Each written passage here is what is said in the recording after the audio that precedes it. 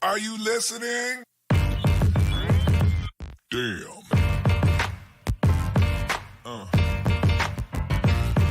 Yeah.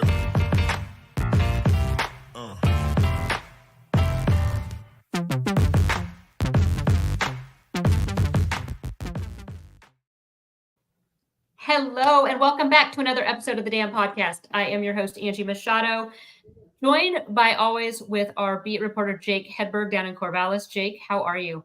I'm doing fantastic. A great last 2 weekends of basketball, baseball, and now a week away from spring practice, which I'm super excited for. Can't wait to get started with that. It is your busiest time of the year, I think, because we're kind of in. 3 And sports since at a time. women's basketball is doing so amazing right now, Jake's tacked that on to his list of to-dos too. So covering women's basketball, but it's a great time. But we're going to jump right in because we have a special guest waiting to join us. And so we want to get him in and out as quickly as possible. But we are super, super excited to welcome third baseman, freshman on the Oregon State baseball team, Trent Carway, from Dana Point, California, J. Sarah High School. And he is super highly touted recruit that ended up in Corvallis. Trent, how are you? I'm good. How are you? Thanks for having me. We are good. We are so excited that you could join us. It's been a busy couple weeks for you that the season started. And like I said, you're a true freshman. Forwent, I think that's how you say it, forwent the pro route to join Coach Canham, and the Oregon State baseball team. And what you guys have done in 2 weeks now with Surprise in Arlington has been super impressive. You already have 2 home runs. Jake and I have the home run counter. Jake told me at the beginning of the season you guys were going to be 100 home run team this year. So I'm holding him accountable, but 2 for you. We are super excited to have you join us. I'll ask the first question. I just want to know, what is it about Oregon State baseball that is so special? I would just say how hard we work. I feel like everyone's just always trying to get extra work in, even when we don't have practice going or anything, just going to the cage, I feel like we all get a lot of work in. So, we love doing it. It's really fun. And just how competitive we are. So those would probably be the reasons. Yeah. Trent, going through the recruiting process, there were obviously a number of schools that were chasing you. What stood out about Coach Canham, the Beavers? I'd probably just say Canham's transparency. I feel like whenever I could talk to him, it didn't even have to be about baseball. It could be about anything. Just super easy to talk to, and that's with all the coaches. That's probably one of the main reasons why I was like, damn, Oregon State's awesome. I need to come here. The coaches fit my personality. It's on the West Coast, and we get a lot of fans. So, that makes it even better. So. Talk about, now you've played 2 weekends in college. How different is playing at a, major Power 5 or a Pac-12 school? How is it different, and how have you had to change your game from high school? Honestly, I feel like not a whole lot's changed for me.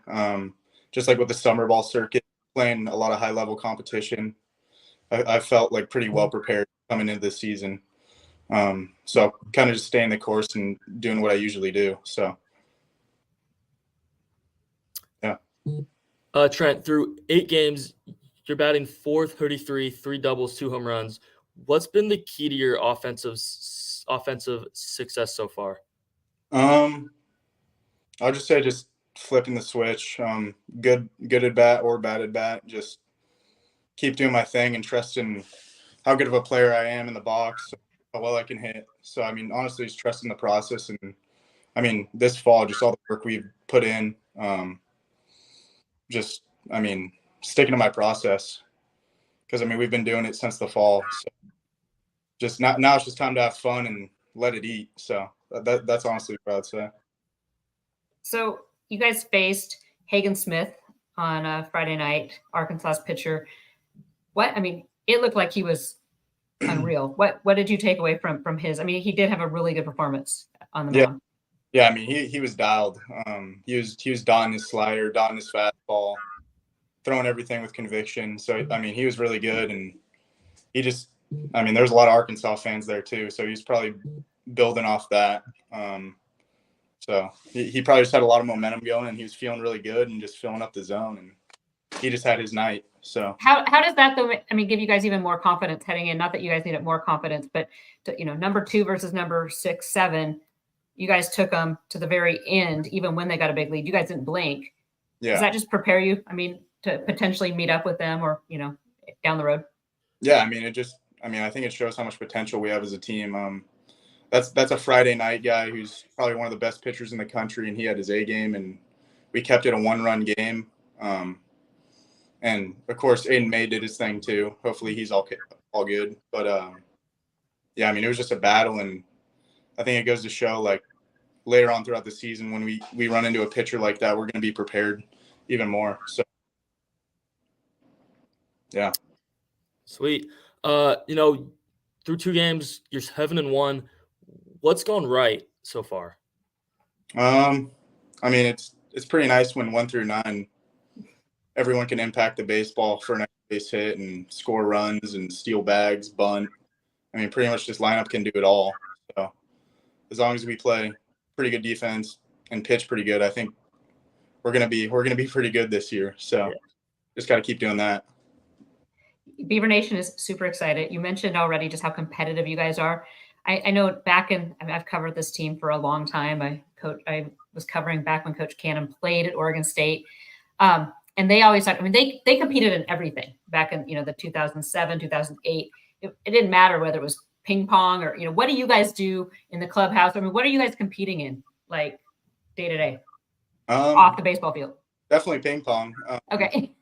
It's usually either ping pong or going to Tristan Tree and seeing who can shoot the best. So, who's the best golfer then on the squad? I'll probably say Nelson Keljo. Okay. How about ping pong? Who's got ping pong dialed in? That's tough. There's a lot of good players. Probably Jabin Trosky. He's pretty. But yeah, I mean, Nelson at golf is unreal. Yeah. Trent, what's your go-to Corvallis spot to get food? Probably have to say Local Boys. Just Yes, sir. I mean, I'll just steak and white rice, and it's pretty much an athlete anyway. So I'll just Great answer. Just run it there and get some good eats, and also like Taco Vina. That's pretty good too.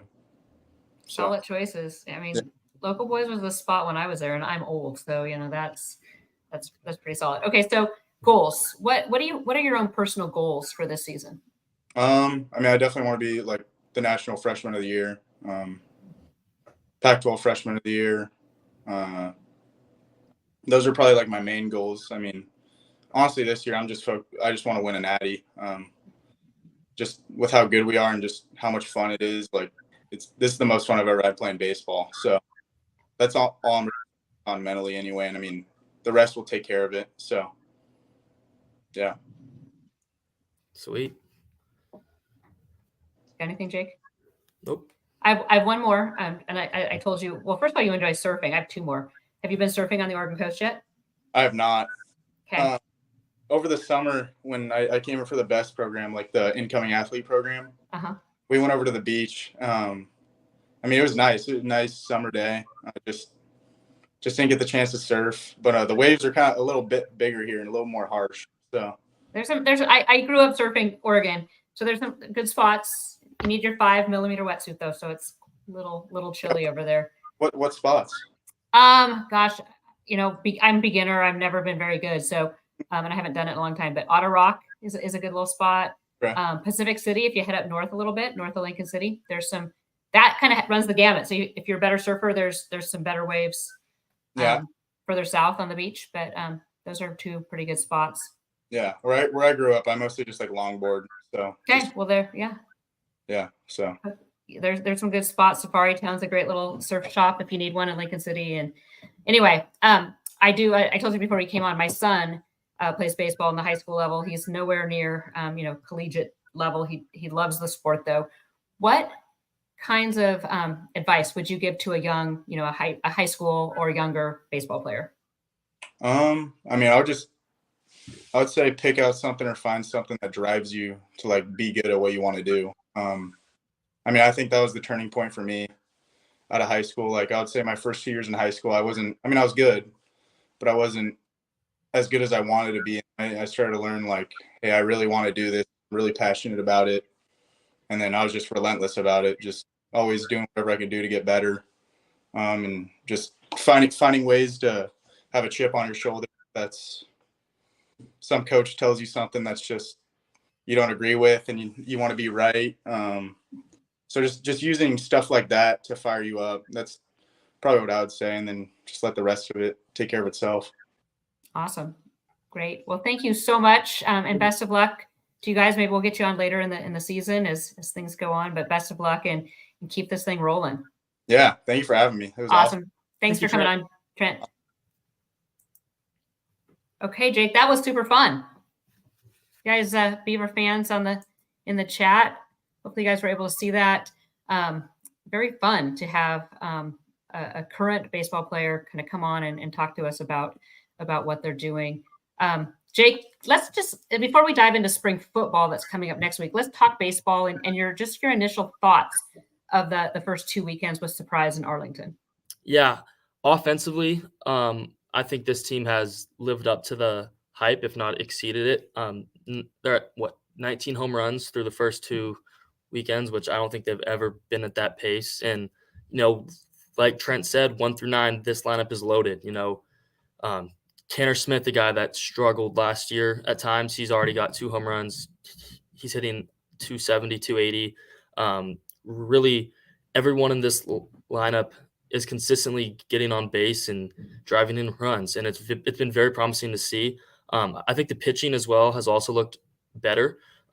Walks out of the bullpen have been a little bit of an issue, but it's also week 1, week 2 of the season, so we're just getting started. Hopefully that can kind of clean up as the season progresses.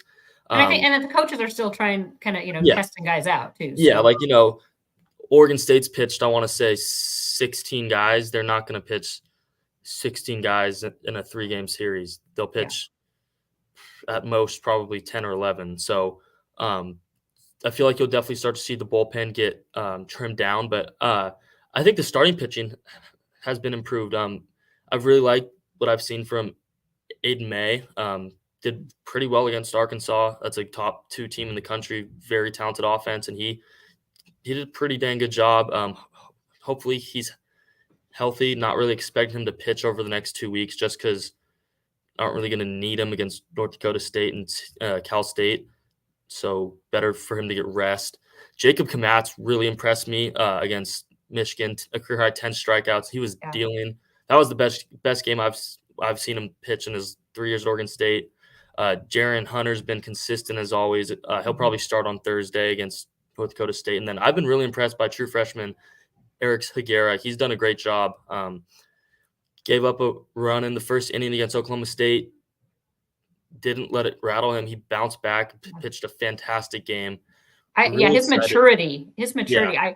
I watching him bounce back from that, it was hard to believe that he was just a true freshman. Yeah, I mean, you really don't see a lot of true freshmen be day 1 starters at Oregon State. I mean, Kamatz, but outside of him in the last 5 years, and the Kamatz thing was really only because of injuries. He probably would have been a midweek guy or the first guy out of the pen as a freshman if it wasn't for guys getting banged up. But I've been very impressed by all of the pitching staff. I thought Coach Dorman's done a good job.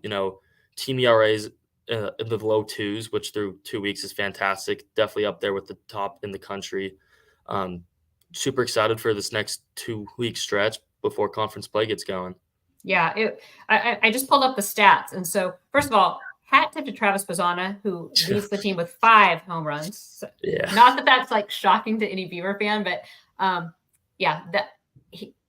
this roster, and I said it to Trent before we went on when the 3 of us were kind of before we went live, and I have not seen an Oregon State team from top to bottom, 1 through 9, that is this strong of hitters.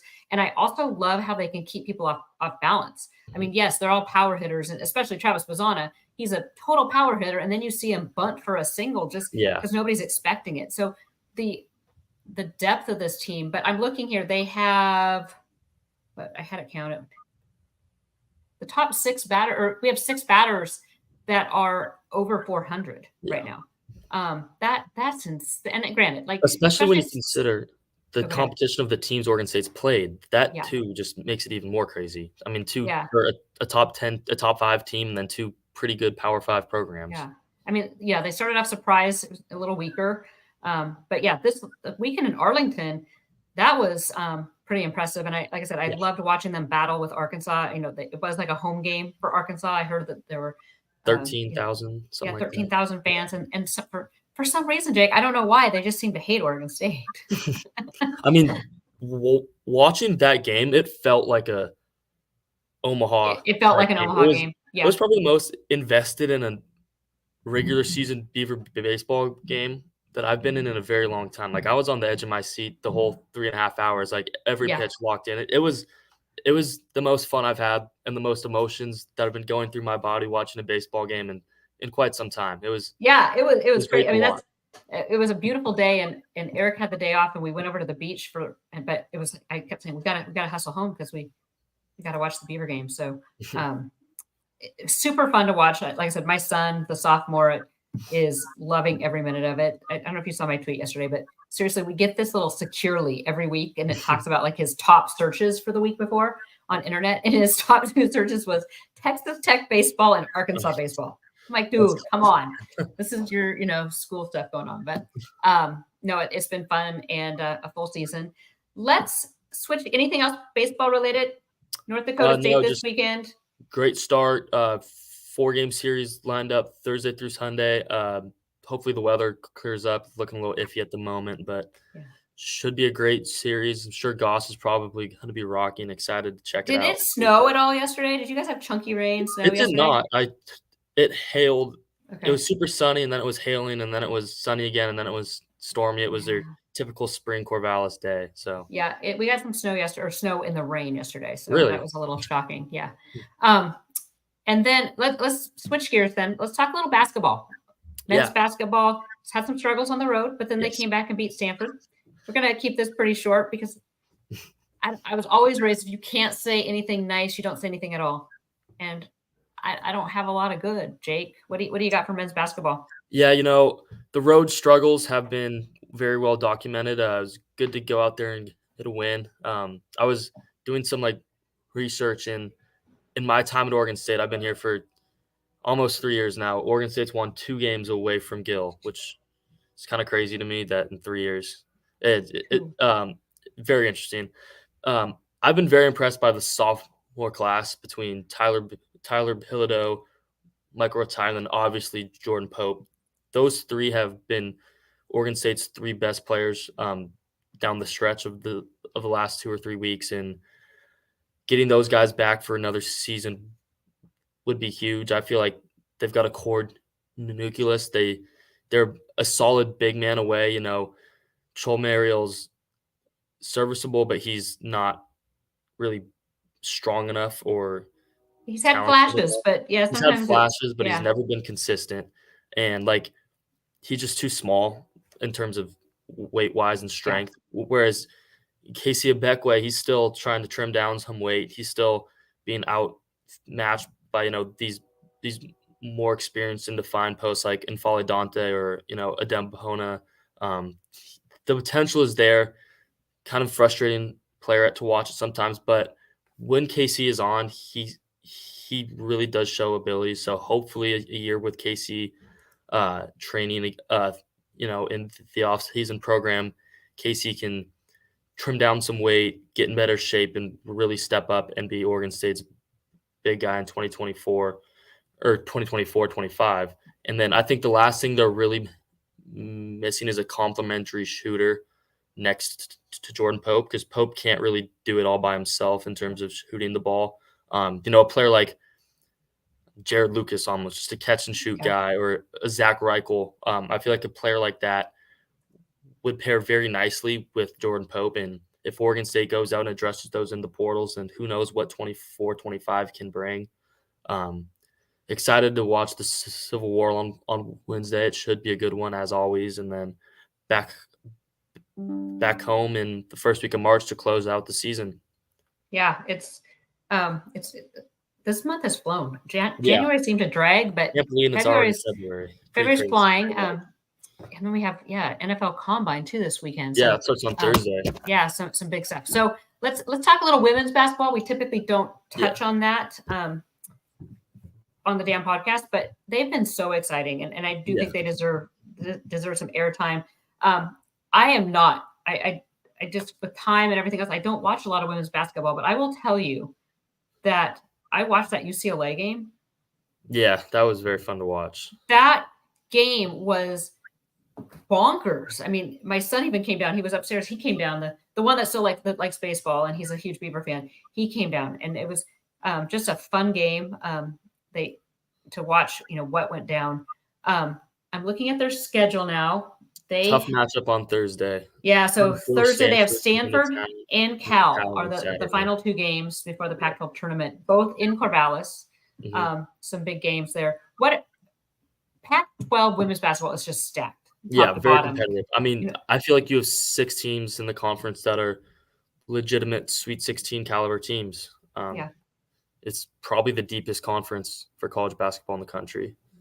So Reagan Beers, I think, is still, from what I'm hearing, questionable. Yeah, has a broken Game nose time. with her. Yeah, And I mean, concussion protocol. Reagan Beers is going to be huge on Thursday. If Oregon State gets her, that's a huge bonus, because Stanford has 2 of the best bigs in the Pac-12. Cameron Brink's a great player. She's from Mountainside, a local product, and she's going to be a top 5, top 10 draft pick. She's a stud. So getting Reagan back to be able to take Cameron Brink out of the game offensively, that'd be a huge boost. And then Oregon State needs another scorer to step up without Reagan. I mean, without Reagan, there's been Talia Hofflin and then Tamia Gardner scoring the ball, but Oregon State needs a third option to step up consistently. There's been players that have shown flashes like, Hansford and Dominica Peruva, but a consistent third option needs to step up if Reagan cannot play on Thursday. Yeah, hopefully they can get her back. So, like I said, I saw pre-Washington game. One of the Washington coaches came over to say something to Scott Ruick, and you could read the mouth, and he said, mask. So I expect her to be back when she is back with a face mask. Hopefully Thursday. Hopefully Thursday, because that would be a big boost for the Beavs. Okay, so we're going to take a quick break for the podcast side, and then we're going to dive in and talk some football, because spring practice starts a week from today. The roster has not been updated, so Jake, you're going to have to cram those numbers before next Tuesday, but don't worry you have to be ready to go. So we'll be back in a second, but this is a great time to remind everyone, if you're not a member of Beaver Blitz, now is a great time to join. Not only will Jake and I be your eyes and ears for the next 2 months down in Corvallis for football spring practice, you also have baseball coverage with JP's weekly walk-off and Jake's in-game coverage. Join beaverblitz.com for all the latest.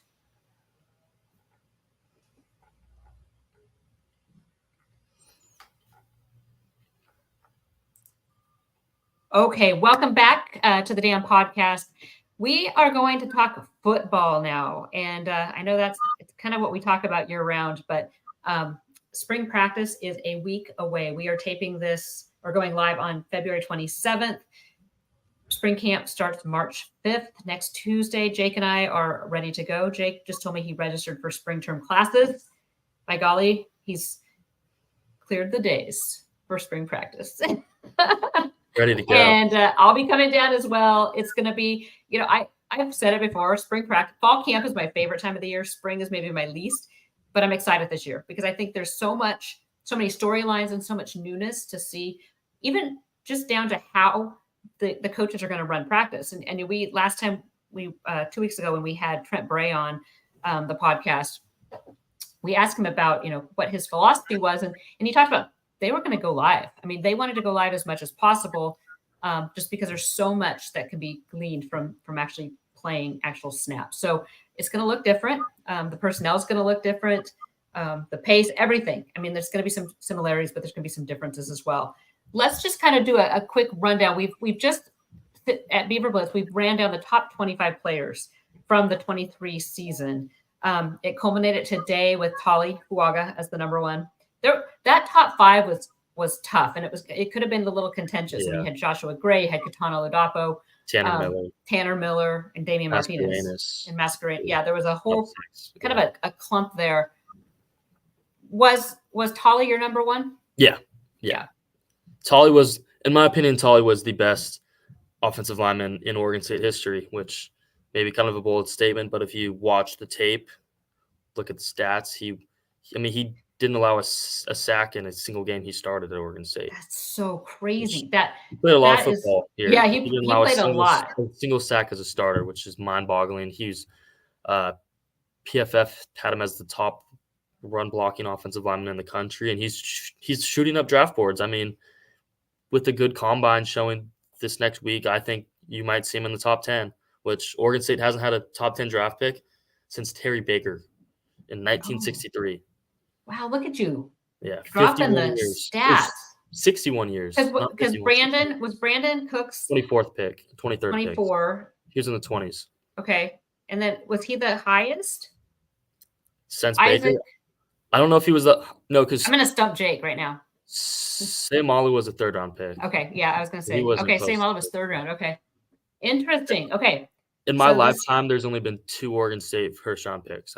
One. It's been Cooks. Yeah. And the second, Tolley will be a 1st round pick, but just a matter of how high. Which I think he could be. You think top 10? I think he could be as high as 5 to the Chargers with a really good combine. But I think the more likely spot's probably the Jets at 10. But I've also seen Cincinnati down like 17, 18. 17, 18. Yeah, I don't think he makes that far, to be honest. I've seen rumblings of the 49ers trading up into the like 10 to 15 range to pick up Tolley, which, I mean, as a Seahawk fan, I would hate, but I would love that for Tolley because that's a hell of an organization to get picked up by. So have you, with the combine, how do you think Oregon State's guys are going to compete? I mean, you have Deshaun, Anthony Gould. It's Ryan Cooper, Catan, Anthony Gould, and Tolley. Okay. I haven't really done a deep dive into it yet. I haven't either yet. I'm going to be watching the combine a lot. Always love watching. I think Ryan Cooper and Anthony Gould have the most to gain. Yes, I think Gould in particular. Yeah. Gould. He had a great senior game. Yeah, his 40 time is going to turn some heads, I think. I think he could run a sub 4.3, which doesn't really happen a lot. And in today's NFL, if you look at the top wideouts, speed kills. Yeah. And Gould's, he's kind of a Swiss Army knife. There's lots of things Gould can do. He can return kicks. He showed that throughout his time at Oregon State and in the Shrine Bowl. He had 2 punts taken back for touchdowns in 2022.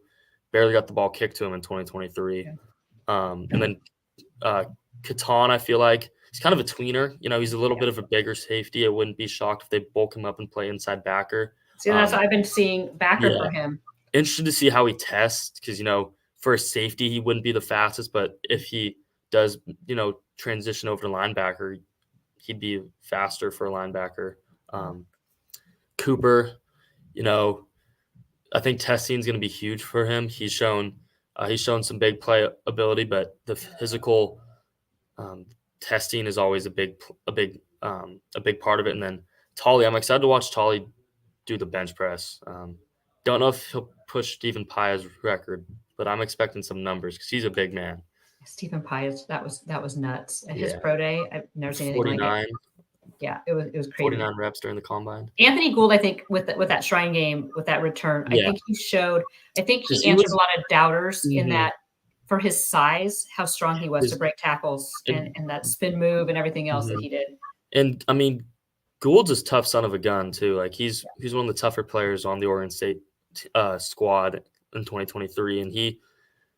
And I've seen PFF didn't really have him on a draft board, but I checked a few weeks ago and he was up to 182, which I think was a 5th or 6th round draft pick overall. So for Anthony to make that jump after the Shrine game just kind of intrigues me to what he could jump up to with a good combine, and I think he's going to test really well. So excited to see that. I think he might have been the best pure athlete on Oregon State's team last year in terms of speed, agility, jumping and all that. So excited to check out the combine this weekend. Yeah, those guys, Anthony and Silas, they would like to battle Explosive. between that. Yeah, both explosive. Okay, let's talk about the spring practice starting next week. I know you're going to be working on some previews, position previews, but let's just talk.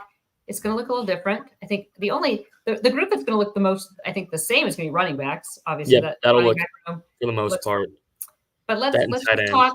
Yeah, tight end. Let's talk line. Let's just start with the offensive line. Joshua Gray comes back. He will not be participating in camp, however, as he deals with healing from a postseason surgery for a broken foot. And if you hadn't heard, he had played the entire season with a broken foot. So talk about another tough son of a gun. That's pretty impressive. Let's talk about that O-line. How do you see that shaking out early? Yeah, I mean, I'm really excited to see some of the younger guys. Jacob Strand, Luka Vincic, Dylan Lopez, guys that have sat behind some really talented offensive linemen. Now they're going to get their time to shine, especially with Josh Gray out. I mean, if you look at it, Grant Stark's really the only returner. Tyler Morano as well has seen some action. And then, so there's going to be some spots. Strand will get some action at tackle, Vincic at guard, especially with Josh out. And then Lopez will push Van Wells for the center spot, and he'll get some action at guard as well. Van Wells, I'm excited to see him, the Colorado transfer.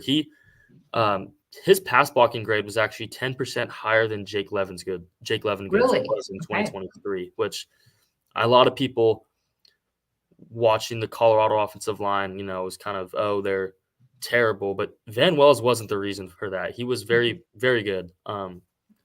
Excited to see that. Excited to see how Coach Devan does. I haven't seen him coach before. It's going to be a relatively inexperienced offensive line during the spring with Josh out, and Tank Lichtenhand is not on campus until spring quarter. So the first few weeks he will not be participating. So there's going to be tons of younger faces that we've seen practice with this, with the 2s and 3s, but haven't really seen at the starting level yet. Which I think is super. I mean, it's so important because those guys need that time. They need those reps. Yeah. And it just helps build depth. Now, we've heard Josh Gray moving inside to guard, and NFL teams actually like him as a center. So who do you see then at the left tackle spot? I think there's a handful of guys. I kind of see 3 guys battling for the 2 tackle spots right now. Jacob Strand's probably the front runner, sophomore from Canby, Oregon. Tyler Morano, a junior from California. And then Gerard Christian Lichtenhand, the transfer from Colorado. Huge guy, 6'10", 320. He, again, won't be here till the spring quarter starts. And another thing I think you could possibly see, potentially, if the coaching staff likes how, Vincic or Lopez is doing at a guard spot, I think you could see Grant Stark get kicked out to one of the tackle spots because he played tackle at Nevada. He's done it at a high level there, was an all-conference performer. So that's always a possibility as well. So, yeah, like you said, it's going to be interesting to see a new coach too, with Kyle Devan coming in there. Some just anecdotes for you. I've heard from some recruits that they love Coach Devan. All just the that laid offensive back. line I've talked to, they love him. So that bodes well. But I'm excited to see how I think he's going to be a mix. I mean, he obviously learned from Coach Kavanaugh, who could be pretty fiery, but so could Coach Malachek. Yeah. So O-line coaches have some of the most colorful language. Interesting of all personality. coaches. Yes, but colorful language, and somehow they can make swearing sound almost poetic. It's crazy how they can do it. Okay, let's move then to tight end because it's going to be pretty similar to what we saw. Any changes there? Yeah, no, I mean, Jack Vellen's gone, Riley Sharp's gone, but outside of that, this is the same tight end room. I'm yet to make an addition. Maybe you see Oregon State pursue a transfer tight end in the second portal opening, or add another JUCO kid. But I'm excited to see Jermaine Terry kind of step up into more of a pass catching role. We saw him more of in the Tegan Catoriano blocking mold in 2024 or 2023. And I'm also excited to see how Coach Gunderson utilizes the tight ends. Coach Lindgren, Coach Smith, they were more of a 12 personnel with 1 back and 2 tight ends. I'm I'm expecting more of a shift to an 11 personnel with one tight end instead. So it'll be interesting to see how that looks the first couple of days of fall camp or of spring camp. Yeah, it's gonna look different for sure. Running backs we've already talked about. Let's Rock talk solid. Receivers. Yeah, offensively, this might be the group I'm most excited to watch. A bunch of new faces. Darius Clemens, Jordan Anderson, those two are on campus, and then Malachi Durant and Eddie Freehoff are joining in the summer.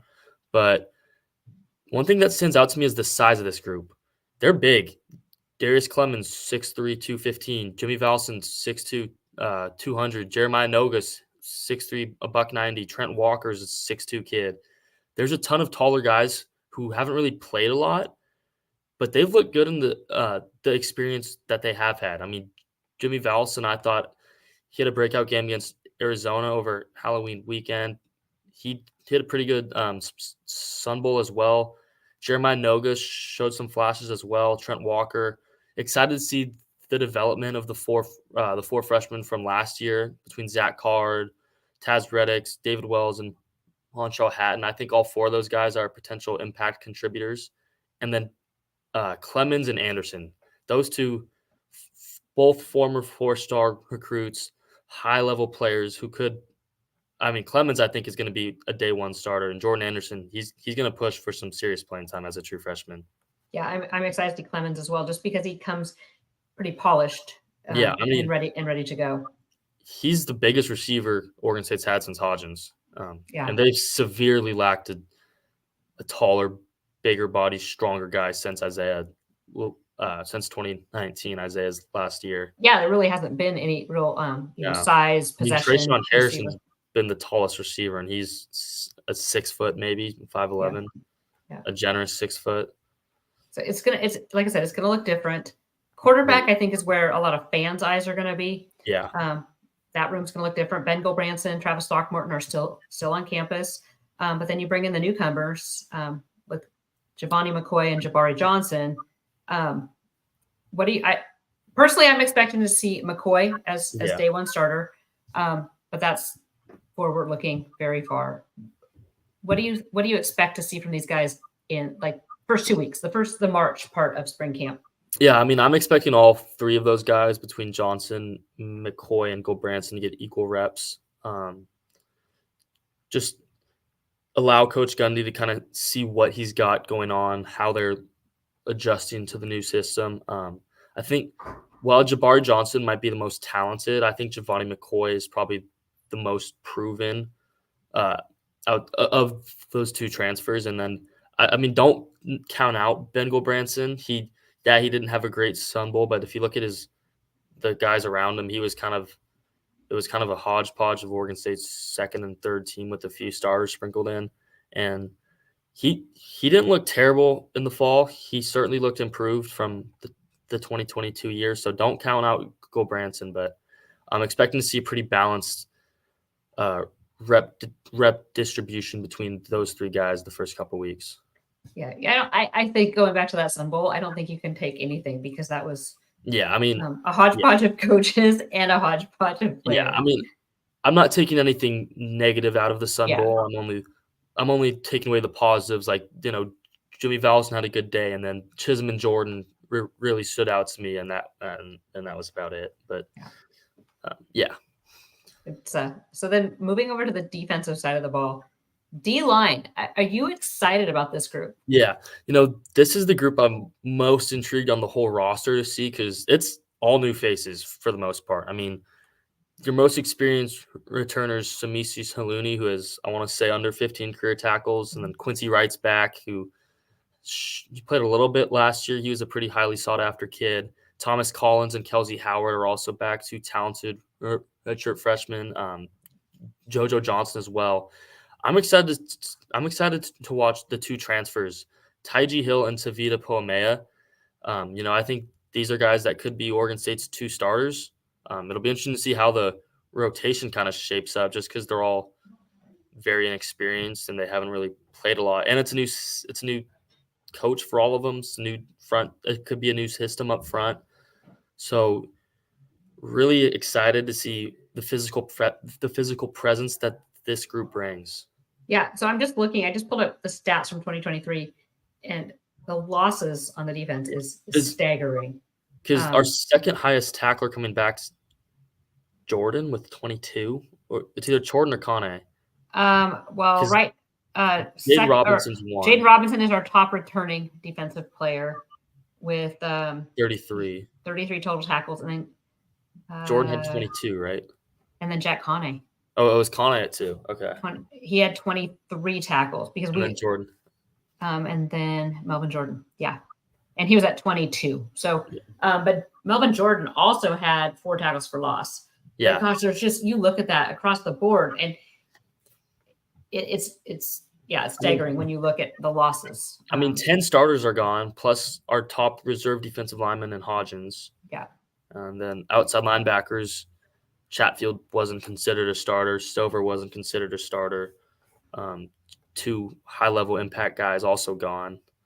It's going to be a very new-look Oregon State defense. It's going to be a mix of returning faces, younger guys, and then transfers, like up front with Hill, Poamea, and then in the back end with guys like Kobe Singleton. It'll be very very interesting to see how the depth chart kind of shakes out over the first 2-3 weeks of spring camp. Because I mean, like you said, so the defensive front's going to look completely different. I have no clue who's going to start. The linebackers. So linebackers, I'm excited about the inside backers. Yeah, Melvin Jordan, and I've heard Isaiah Chisholm.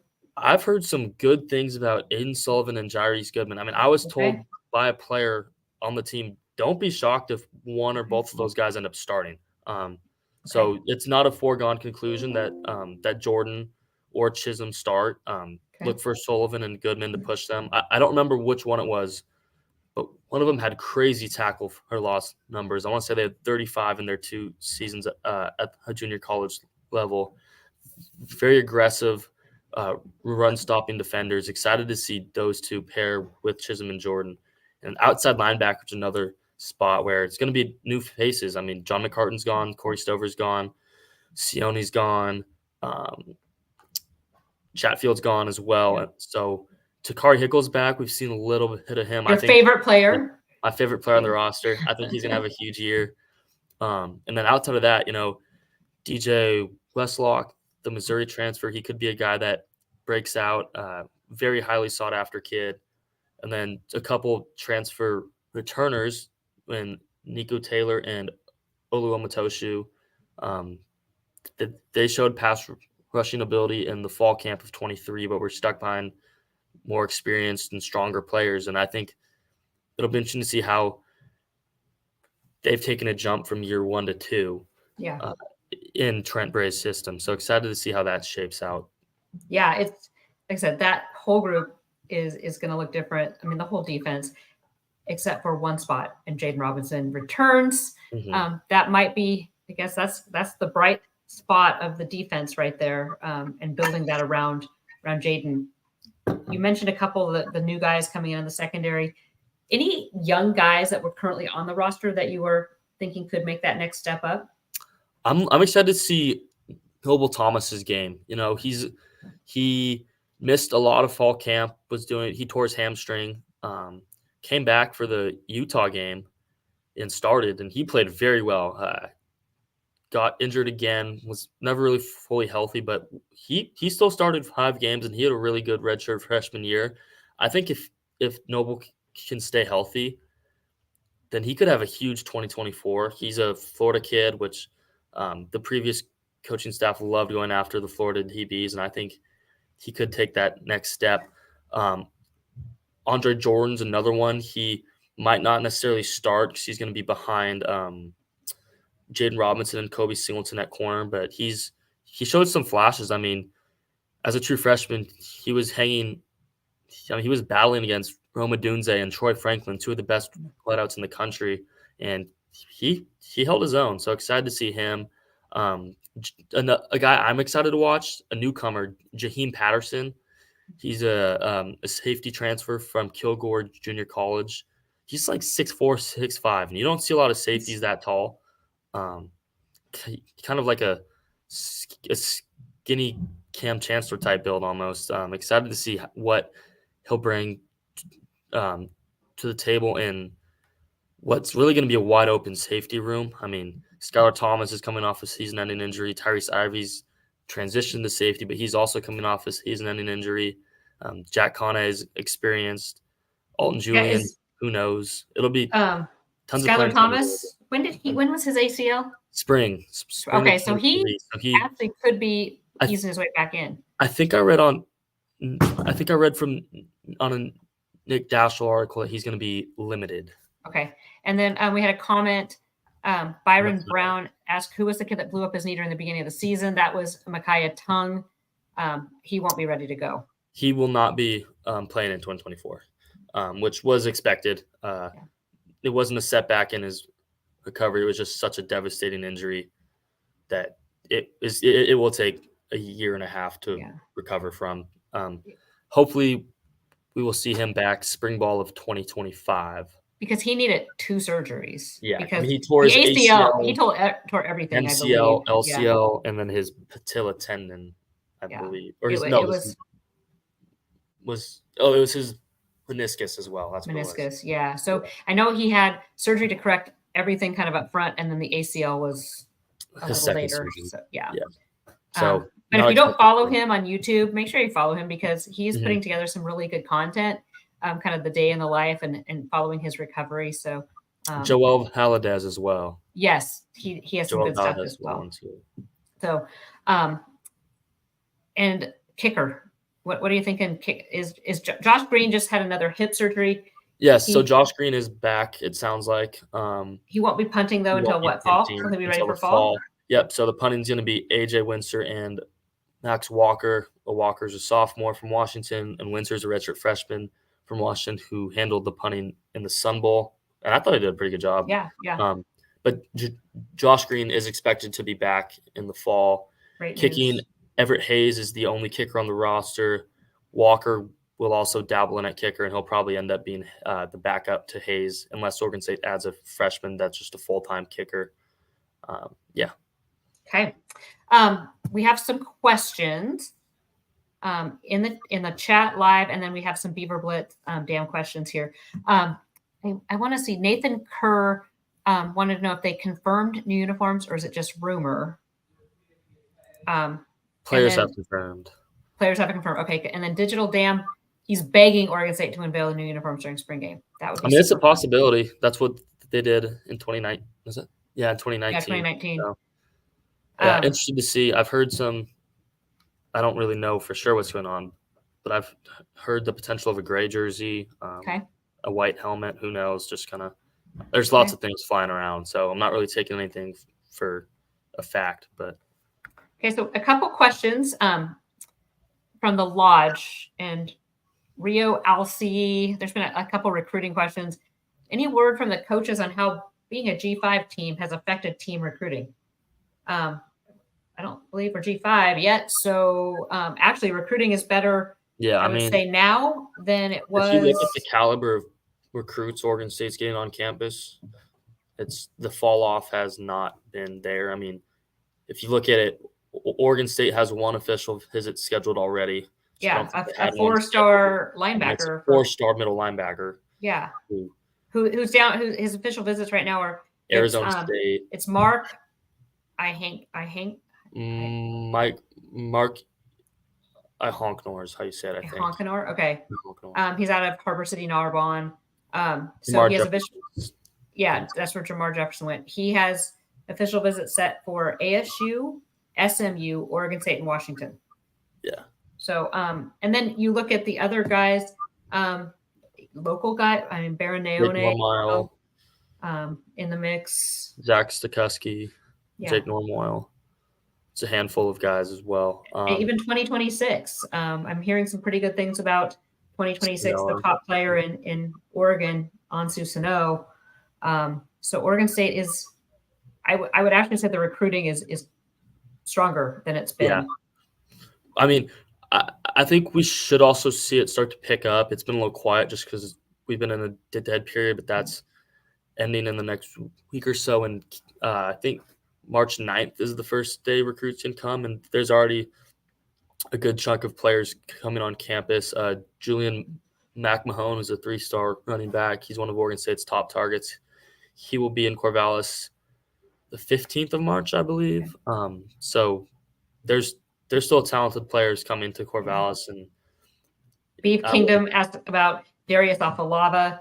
I mean, that kid's getting blown up. I know he's scheduled 2 officials Tennessee. so far, Yeah. Tennessee and Utah. I think Washington as well, so he has 2 more. So, I wouldn't count Oregon State out of that. No. Absolutely not. I mean, Devan played with Al Avalava, didn't he? Yeah.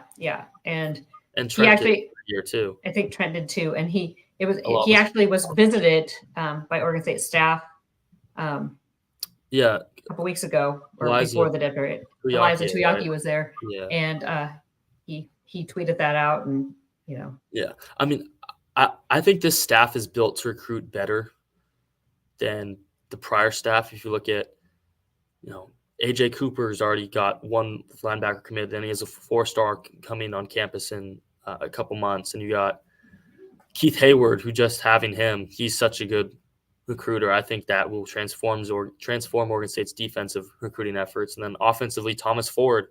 I mean, he's the guy. He might be the best recruiter on staff. On Ansu's Hano, and that's looking very promising at the moment. Kyle DeVan's, all the kids are doing.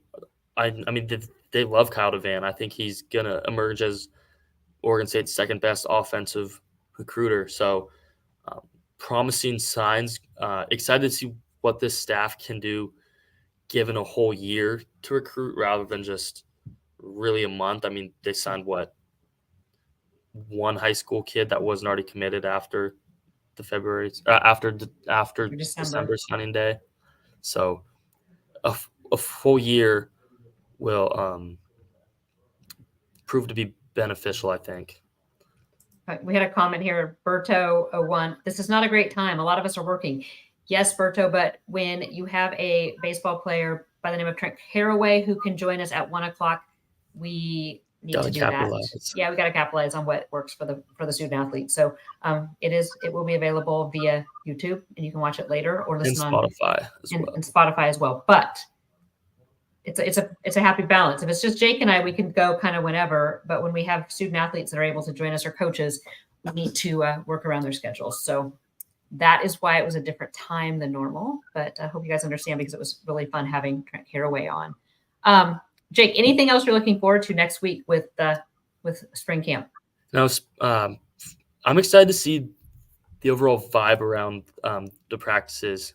Also excited to see a lot of familiar faces back on campus, between Gundy, Devan, Bray, Keith Hayward, a guy like Tristan Jebbia too even.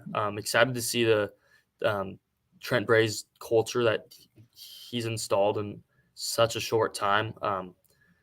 The vibes around the program have been promising, and I think with what looks like a relatively easy schedule, it could be a fun year of Oregon State football. And excited. The vibes are definitely it's going to be a lot more energy around practice. Yeah, I mean, I think Trent is such an intense guy. Keith Hayward's the same way. I haven't really seen Gundy or been around him enough to know his coaching style, but I think intensity-wise, comparing Trent Bray to Jonathan Smith, it's it's not. There's a reason the defensive side of the ball has been more locked in under Bray than the offensive side was when Smith. Well, you last year was kind of your first spring camp, but it's interesting when you watch Trent when he got the job as defensive coordinator 2 years ago. 21. What's interesting is that most defensive coordinators just stick to their side. That Trent would come out like he would sometimes beat some of the players out, and then as they're stretching, Trent was normally the first one. Yeah, and he's out talking to the offensive guys, the defensive guys, shaking hands, talking to. He made it a point to get to know everybody. Yeah, it's not very often a defensive coordinator at a top 25 Power 5 programs, chirping it up with a walk-on tight end or something like that. It's a pretty rare sight. He's a guy who loves Corvallis, loves Oregon State. They're going to play this chip on the shoulder. All of them. I think this team is going to come out with they feel like they've got something to prove. They feel like their old coach didn't really believe in them. They're going to come out, and they really don't feel like anyone outside of Beaver Nation believes in them. Really, to be honest. I mean, if you look at the whole conference realignment landscape and all of that. Oregon State's been left behind. The coach left. You know, the 4-star quarterback left. I think all these players are gonna come out, be angry, and ready to show the West Coast and the country what they've got. Yeah, and you know, being a student down at Oregon State, you have an opportunity to be around these players in class and just around campus and off campus. Yeah, what is the general from the guys you talk to? What is their general feeling?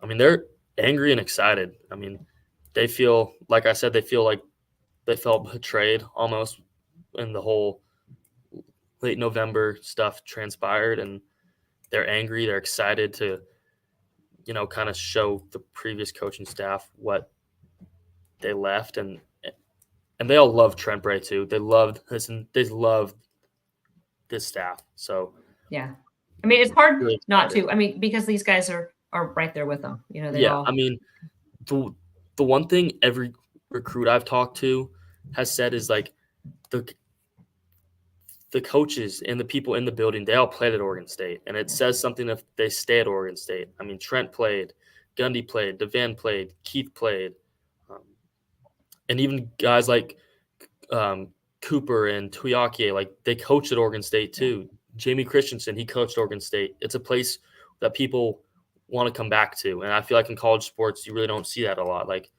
I wouldn't really want to go back to Seattle, but a small college town, I'd love to go back to Corvallis. So yeah, and that's something, you know, when I spoke with Gundy a couple weeks ago, you know, he said, he goes, you know, we love this place, and you know, it needed help, and you know, some people run from that challenge, and others have run toward it and want to make it. In my opinion, true leaders of men step up in times where things the are hard, unpredictable and shaky, and you see true leaders of men like Trent Bray step up, and then you see people run off to greener pastures like Jonathan Smith, and it really just shows you know, people's true colors. And I don't know. That could be a whole other podcast. But yeah, I've got a whole strong opinion on this whole thing, but probably shouldn't let my feelings get. I don't think you're alone. If yeah, even my own mother, it's kind of crazy. Yeah, the stuff my grandpa has said is like, wow.